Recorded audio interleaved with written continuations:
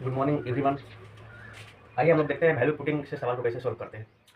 आप लोग जानते होंगे वैल्यू पुटिंग और वैल्यू हिटिंग दोनों में क्या अंतर है, मैं थोड़ा सा आप लोगों को बताना चाहूँगा। वैल्यू पुटिंग और वैल्यू हिटिंग, हिटिंग का मतलब आप लोग दो चर दिया हो और दो समीकरण दिया हो। जैसे एग्जाम्पल के तौर पर आप लोगों को समझाने की कोशिश कर रहा हूँ। जैसे एक्स प्लस वाई बराबर 4 और एक्स माइनस वाई बराबर 0। ठीक है, अगर इसको सोल्व करना होगा, जिसको आप वेरिएबल बोलते हैं चर, एक्स और वाई दो चर है और समीकरण भी यहाँ पे दो है। जब दो चर हो और दो समीकरण हो तो हम उसको आसानी से निकाल सकते हैं सोल्व करके। इसको निकालिएगा, अगर हिटिंग का प्रयोग कीजिएगा तो दो और दो, एक्स का मान दो और वाई का मान दो, दो जोड़िएगा तो 4, ये सेम टू सेम कंडीशन में आ जाएगा। लेकिन अगर एक्स प्लस वाई बराबर 4 दिया हो, फिर एक्स का मान पूछे, वाई का मान पूछे, ऐसे कंडीशन में हम क्या करेंगे कि हम स्वतंत्र हैं ये मानने के लिए जब दो चर हो और समीकरण आपका एक हो, तो ये आपको 100% श्योर होना पड़ेगा कि इसमें से एक्स और वाई का मान हम कभी निकाल नहीं सकते। जब हम नहीं निकाल सकते हैं तो हमारी मर्जी है कि हम एक्स के मान कुछ रख दें और वाई का मान निकल जाएगा, वाई का मान कुछ रख दें और एक्स का मान निकल जाएगा। जैसे सवाल में हम इसका यूज करेंगे, जैसे एक चीज याद रखिएगा वैल्यू पुटिंग के लिए कि 0/1 चला जाएगा, आ जाएगा 0, लेकिन 1/0 ये होता है आपका इस फॉर्म में नहीं आना चाहिए सवाल को सोल्व करने के लिए।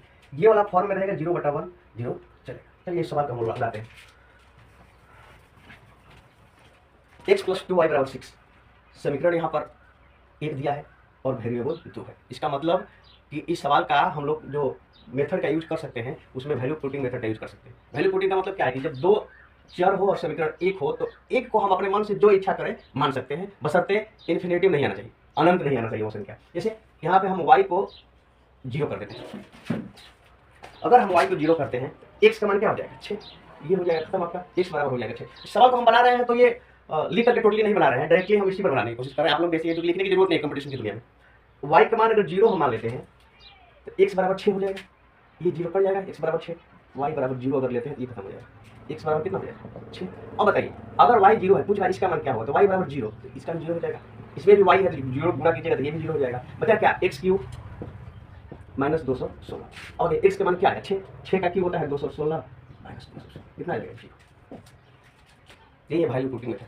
इसको सेकंडों में उड़ा सकते हैं, इसको उठाते हैं। दूसरा देखिए, मैंने बोला कि ABC = 7, AB + BC + CA = 12। इसको हम लोग उड़ाते हैं सवाल को, इसको बनाना नहीं है, इसको उड़ाना है। उड़ाने के लिए क्या करेंगे, हमने बोला था कि इस बार रिपीट कर दे रहे हैं इस चीज को कि अगर दो समीकरण हो और दो वेरिएबल हो तब तो उसको निकाल सकते हैं। लेकिन यहाँ पे देखिए 3 वेरिएबल है, समीकरण कितना दिया है 2 और इसका मान पूछा है। इसका मतलब कि एक वैल्यू जो होगा उसको हम अपनी मर्जी से, आपकी मर्जी से कुछ भी मान सकते हैं। और सवाल को आसान बनाने के लिए थोड़ा 0 मान लेते हैं तो थोड़ा सा जल्दी होता है। तो हम इसमें क्या करते हैं कि C को 0 मान लेते हैं।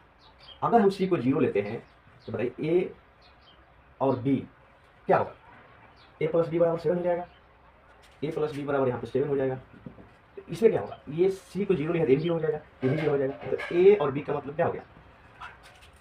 ठीक है, अब सवाल क्या कर रहा है कि A + B, अब इसमें सवाल में 0 है, इसमें ये 0 तो इसको गुणा कीजिएगा 0 हो जाएगा, इसमें भी C में 0 है, ये भी 0 हो जाएगा, ये भी 0 हो जाएगा।